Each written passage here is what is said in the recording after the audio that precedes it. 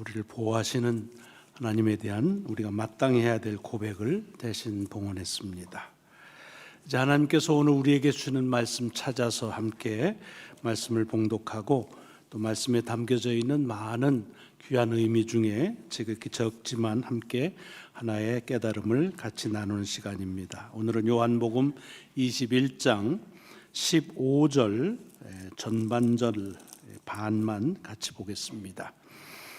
요한복음을 통해서 함께 은혜 나누는 164번째 주일 요한복음 21장 15절 전반 파트의 말씀만 봉독합니다. 우리 같이 찾으셨으면 함께 봉독하시겠습니다. 시작. 그들이 조반 먹은 후에 예수께서 시몬 베드로에게 이르시되 요한의 아들 시몬아 네가 이 사람들보다 나를 더 사랑하느냐 하시니. 아멘. 아멘. 부활하신 주님께서 주님과의 관계가 이제는 끝났다 여겨지고 그래서 고향인 갈릴리로 낙향해서 저는 고기 잡으면서 다시 옛날의 삶을 살려고 하는 제자들을 찾아오십니다. 그래서 그들이 밤이 새도록 잡으려고 했지만 잡지 못한 고기를 단번에 그물을 들어 올릴 수 없을 만큼의 많은 양을 잡게 하는 기적을 베풉니다. 그것은 그들에게 재수 좋은 날, 대박 난 날을 맞이하라는 배려가 아니라 그들로 하여금 다시 주님이 그리스도라고 하는 사실을 기억해 하는 그런 역사라는 말씀을 같이 나눴습니다.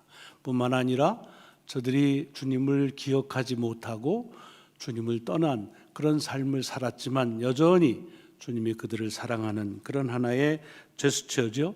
아침 식사를 준비해서 같이 아침을 나누는 그런 사랑하는 주님의 모습을 저희들에게 보여주시는 말씀을 이어가고 있습니다. 이것이 옛날 갈릴리에서만 있었던 일이 아니라 지금도 여전히 주님께서 우리에게 행하시는 그런 사랑의 여러 모습이라고 하는 것을 같이 볼 수 있습니다. 우리가 주님을 기억하지 못할 때 주님이 우리를 기억하시고 우리가 주님을 떠나 있을 때도 주님이 우리를 찾아오시고 우리 스스로 채울 수 없는 것들을 주께서 기적으로 채워주시는 역사, 우리는 그것을 은혜라고 말하고 기적이라고 말하고 그런 은혜와 기적을 통해서 우리의 삶은 이어가고 있다고 말씀을 드릴 수가 있습니다.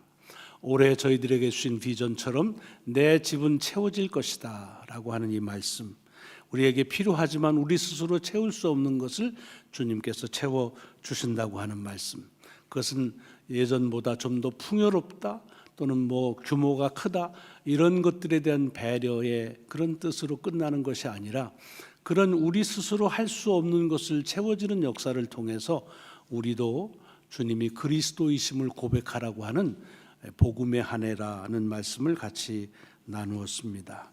자, 이렇게 주님께서 제자들하고 아침 식사를 하신 다음에 시몬 베드로에게 오늘 말씀하는 내용이 이어지고 오늘 그 첫 번째 서두입니다.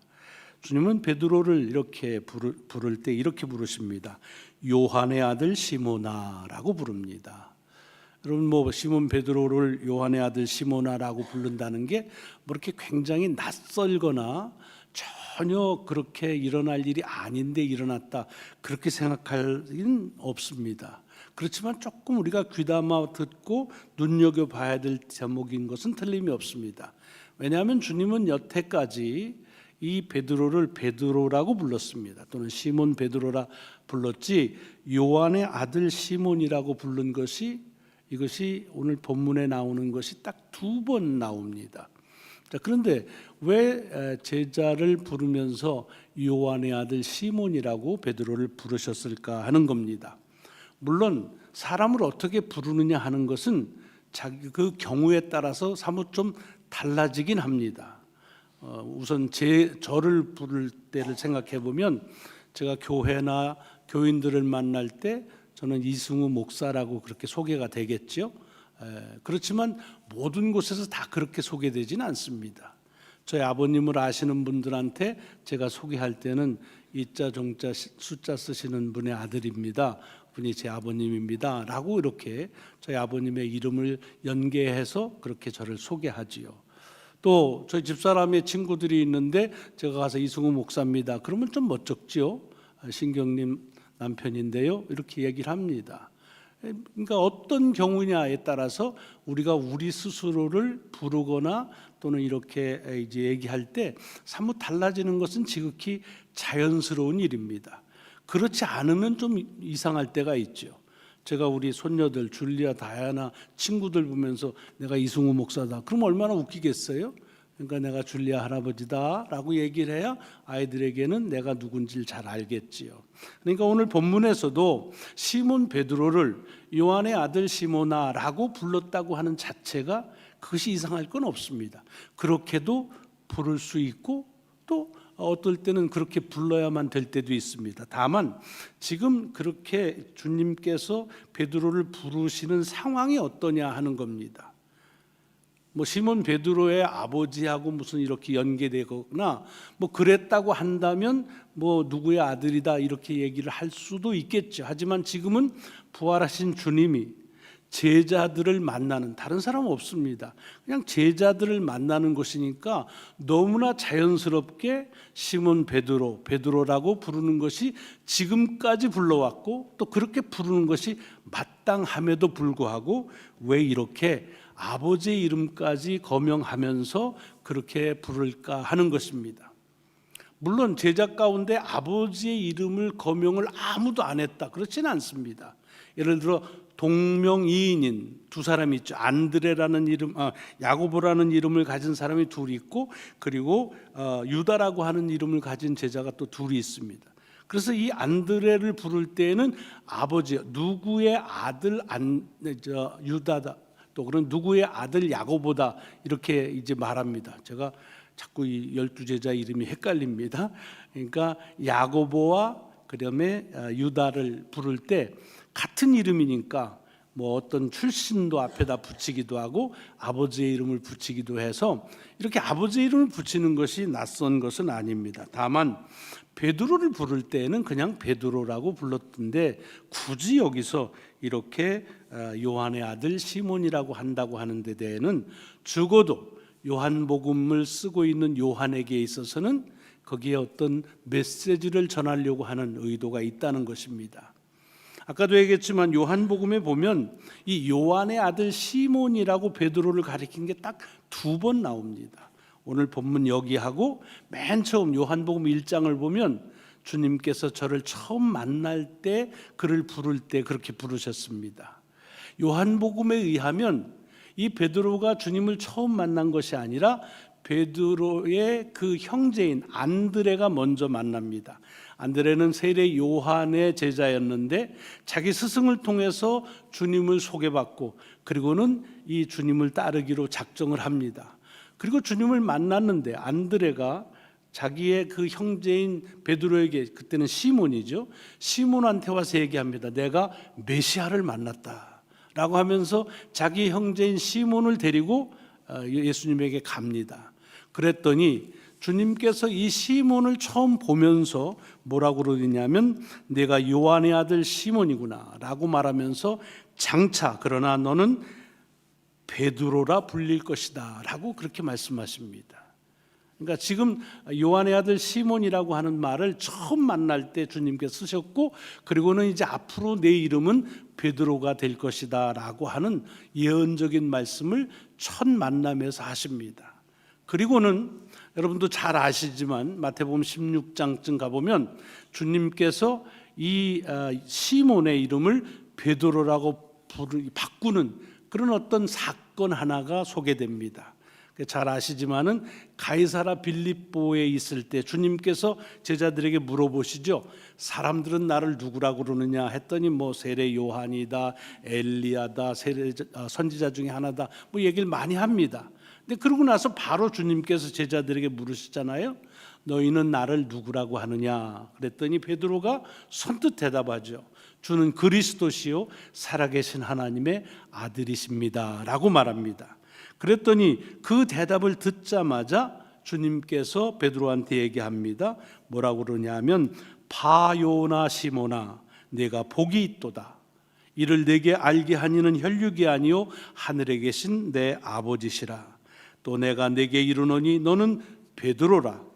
내가 이 반석 위에 내 교회를 세우리니 음부의 권세가 이기지 못하리라 라는 말씀을 합니다. 여기서 바요나 시몬이라는, 바라는 건 히브리 말로 아들이라는 뜻입니다.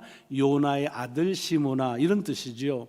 그렇게 말하면서 이제 너는 내가 베드로라고 부른다 라고 하는, 주님이 만났을 때 그렇게 하셨던 그 말씀을 이제 그대로 이루어지는 사건이 이 가이사랴 빌립보에서 베드로의 고백을 통해서 바뀝니다. 그 고백 때문에 이제 시몬은 더 이상 시몬으로서의 삶을 사는 것이 아니라 주님이 주신 베드로로서의 삶을 살아갑니다. 여러분, 그렇게 한 3년여를 지낸 거지요. 베드로의 삶, 그러니까 제자의 삶 또는 사명자의 삶, 소명을 받고 살아가는 삶. 우리가 잘 알지만 이 베드로는 12명의 사도들 가운데서도 가장 어떻게 보면은 모범적인 제자로서의 상을 그렇게 살았다고 볼 수 있습니다. 그래서 성경 아무 데도 없지만 많은 사람들이 베드로를 주님의 수제자라고 말합니다. 가장 뛰어난 제자라고 하는 거죠. 왜 그럽니까? 그의 살아온 삶에 대한 이 복음서의 기록을 보면 정말 그의 헌신, 각오, 결단, 이런 것들이 남다르게 그렇게 특별하다는 걸 볼 수가 있습니다. 조금 전에 얘기한 것처럼 시몬이 베드로가 되는 그 일도 누구도 할 수 없었던, 주는 그리스도이시고 하나님의 아들이시라고 하는 그런 고백을 한 그런 사람입니다. 아무도 그리스도를 그리스도로 인정하지 못할 때에 그는 그의 입술을 통해서 주가 그리스도라는 사실을 고백하는, 그 고백을 통해서 그는 누구도 갖지 못했던 주님께서 교회를 내 이름 위에 세우겠다라고 하는 엄청난 축복을 받게 되죠. 뿐만이 아니라 요한복음에만 보더라도 사람들이 주님의 말씀을 듣는데 너무 어려워요. 그래서 아이고 이렇게 어려워서야 누가 그걸 알아듣겠나 하면서 다 가버립니다. 그런 일이 있었어요. 그러니까 주님께서 남아있는 제자들에게 물으세요. 너희도 가겠느냐라고 말합니다. 아마 그 질문을 받은 제자들이 조금 황당했을지도 몰라요. 또는 아주 조금 이렇게 주저했을지도 모릅니다. 예를 들면 이런 거죠. 우리 교회에 이렇게 모였는데 아유 목사 설교가 너무 어렵다 그러고는 여기 어떻게 댕기겠어? 그 쫙 빠져나갔다고 합시다. 근데 여기 뭐 장로님들 몇 분이 계시는데 제가 물어보는 거예요. 장로님들도 가시겠어요? 라고 하면 뭐라고 대답을 하시겠어요? 당연히 가고 싶은 마음도 있고 가자니 또 뭐 체면이 있고 뭐 여러 가지 갈등이 있을 거 아니에요. 그런 때입니다. 근데 그때도 베드로가 얘기합니다. 너희도 가려느냐라고 할 때 주여, 주님에게 우리가 진리가 있는데, 주님에게 영생이 있는데 우리가 어디로 가겠습니까? 라고 말합니다. 주여, 영생의 말씀이 주께 있는데 우리가 어디로 가겠는가? 그러면서 우리가 주는 하나님의 거룩하신 자인 줄 믿고 알았습니다 라고 하는 참 멋있는 그런 고백을 한 것이 바로 베드로입니다. 뿐만이 아니라 그는 그런 고백만 한 것이 아니고 주님께서 이제 유월절 식사하고 제자들의 발을 씻을 때 아주 급하게 주님 이거 왜 이러십니까? 제 발은 못 닦습니다 그럽니다. 이건 주님의 어떤 거에 반대하는 것이 아니라 제자로서 어떻게 감히 스승이 자기의 발을 닦는 것을 그대로 묵과할 수 있겠는가? 그럴 수는 없습니다라는, 어찌 보면 제자가 가져야 될 그런 태도들을 그걸 이렇게 보여주는 것이죠. 그 다음에 주님께서 내가 찢지 않으면 너하고 내가 상관이 없다 그러니까 아유 그렇다면 뭐 제 발만이 아니라 손도 씻어주고 머리도 씻어주십시오. 베드로는 그렇게 주님에 대해서 열정적이었습니다. 결단을 하더라도 빠르게 하고 즉각적으로 응답하는 그런 삶을 살았습니다. 그래서 주님께서 이제 마지막에 제자들을 떠나서 아버지에게로 간다. 그런데 이때는 너희들은 갈 수가 없다라고 말할 때 뭐라고 말합니까? 왜 지금 못 갑니까? 나는 주님을 위해서 내 목숨을 내놓습니다. 이렇게 결연한 태도를 보인 사람이 바로 베드로입니다. 뿐만 아니라 주님을 잡으러 온 대제사장의 종을 칼을 뽑아서 그의 귀를 쳐버린 그런 어떤 용기 있는 삶을 산 사람이 바로 베드로라는 말입니다. 자, 이렇게 3년을 살았는데 지금 어떻습니까? 지금 이 갈릴리 바닷가 호숫가에 이 아침에 비춰진 베드로의 모습, 주님께서 찾아온 그 베드로는 어떤 모습입니까? 사실은 그렇게 누구도 대답하지 못했던 그런 엄청난 고백을 했던 그 고백이 어디론가 사라진지 알 수 없는 그런 사람의 모습입니다. 주님을 향해서는 죽음을 불사하겠다고 했는데 주님을 부인한 그런 얼마 되지 않은 그 직후의 일입니다. 주님께서 어떤 일을 당하든지 내가 주님을 떠날 수 없습니다라고 했지만은 주님 십자가에 달렸었을 때 그곳에 있는 사람들의 명단에 베드로는 없었습니다. 그러니까 주님 앞에서 헌신하고 각오하고 결단하고 그리고 자기의 목숨을 그렇게 내놓겠다고 하는 그런 엄청난 결의에 찼던 베드로, 그 베드로는 이제 실패의 삶으로 끝나는 모습이 바로 오늘 이 본문에 나오는 이 아침의 베드로의 모습입니다. 각오는 꺾여져 버렸고 결의는 어디론가 없어져 버렸고 그리고 주님을 향해서 목숨을 버리겠다고 하는 것이 구차할 만큼 자기의 삶을 위해서 그래서 살았던 이렇게 변해버린 그 베드로의 모습을 우리는 볼 수가 있습니다. 그래서 부활하신 주님을 2차례나 만났음에도 불구하고 낙향하고 고향에 와서 이제는 고기 잡으면서 살겠다고 그렇게 말한 그 베드로, 그는 더 이상 주님께서 내가 너를 베드로라고 말하고 그리고 내 이름 위에 내 교회가 짓겠다고 하는 그 모습에서는 거리가 있는 모습입니다. 좀 심하게 단도직입적으로 말하자면 베드로는 베드로로서의 그런 삶을 실패한 때입니다. 스스로도 실망한 때입니다. 그리고 스스로 포기한 그런 낙심한 때에 그때 주님께서 저를 찾아오셔서 이제 다시 부르시는 겁니다. 그런데 그를 베드로라 부르질 아니하시고 요한의 아들 시몬이라 맨 처음 그가 주님의 부름을 받기 전의 이름으로 다시 불렀던 이유는 뭡니까? 그것은 이제 그가 베드로로서 실패하고 베드로로 낙심했던 그 모습이 아니라 주님이 처음 봤던 그 본래의 모습을 다시 찾으시고 그리고 그를 부르시는 그런 모습을 오늘 이 요한의 아들 시몬아라고 그렇게 부르는 그 말씀 속에서 볼 수가 있습니다. 그럼 왜 주님께서 이렇게 베드로를 찾으셨겠는가 하는 겁니다. 실패하고 그리고 포기하고 그리고 결심도 다 와해돼 버린 때에 주님이 나타냈으니 얼마나 민망하겠습니까? 대개 그럴 경우면은 이제 이름을 부르면은 아이고 올 것이 왔구나 하면서 무슨 지적을 당할까 그런데 어떤 조바심이 생길 수 있습니다. 야, 내가 3년 동안 가르친 게 고작 이거냐? 뭐 나를 위해서 목숨을 버린 다음에 그놈의 목숨 어디 갔어? 뭐 이런 얘기들 하면 해도 아무 할 말이 없는 사람입니다.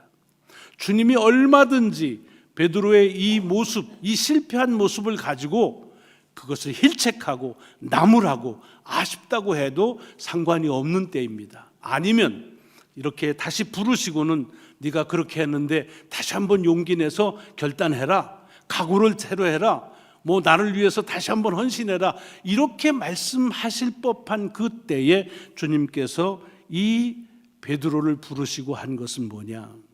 네가 나를 사랑하느냐라고 물으신 겁니다. 네가 나를 더 사역을 열심히 하겠느냐?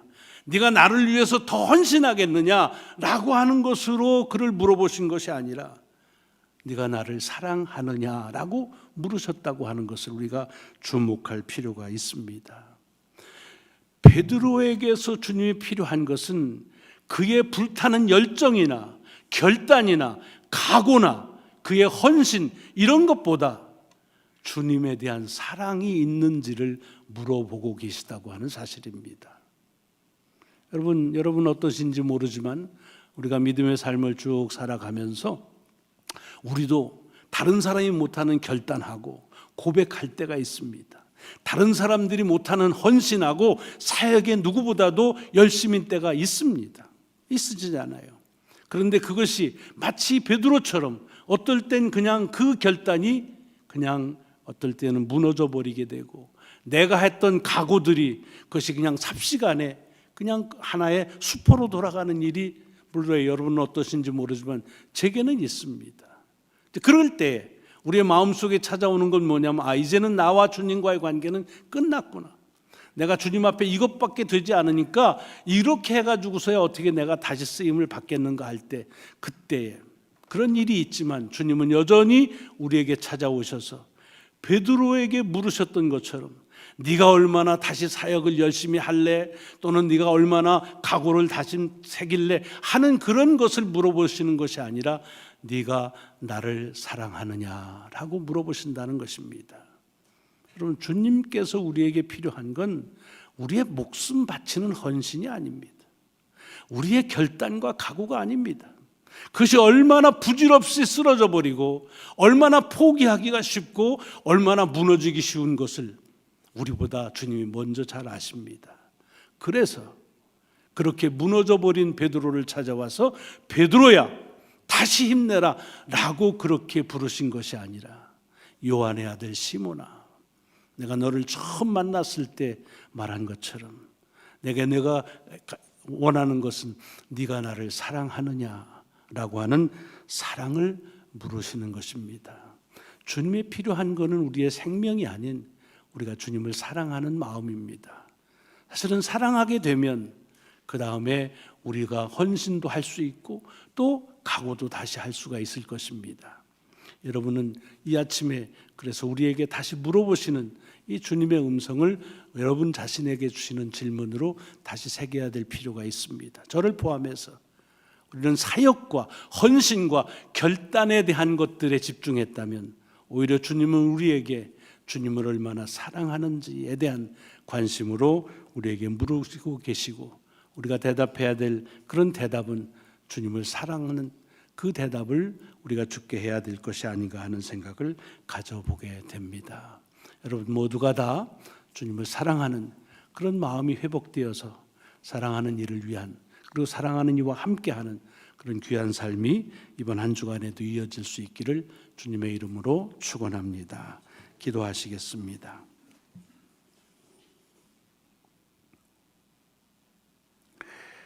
우리 주님께서 베드로를 찾으셔서 베드로로는 실패하고 베드로라는 이름을 포기하고 사명을 감당할 수 없는 그런 착잡함에 있는 그에게 내가 얼마나 다시 힘을 내야 되는지, 얼마나 각오가 중요한지를 말씀하지 아니하시고 내가 아직도 나를 사랑하느냐고 물으시는 주님의 귀한 음성을 다시 이 아침 듣습니다.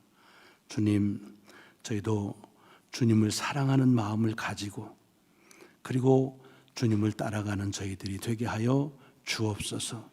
주님만이 아니라 다른 사람들과 효율성을 가지고 관계 맺지 않게 하시고 사랑하는 마음을 가지고 더불어 살아가는 귀하고 복된 삶을 이어가게 하여 주옵소서.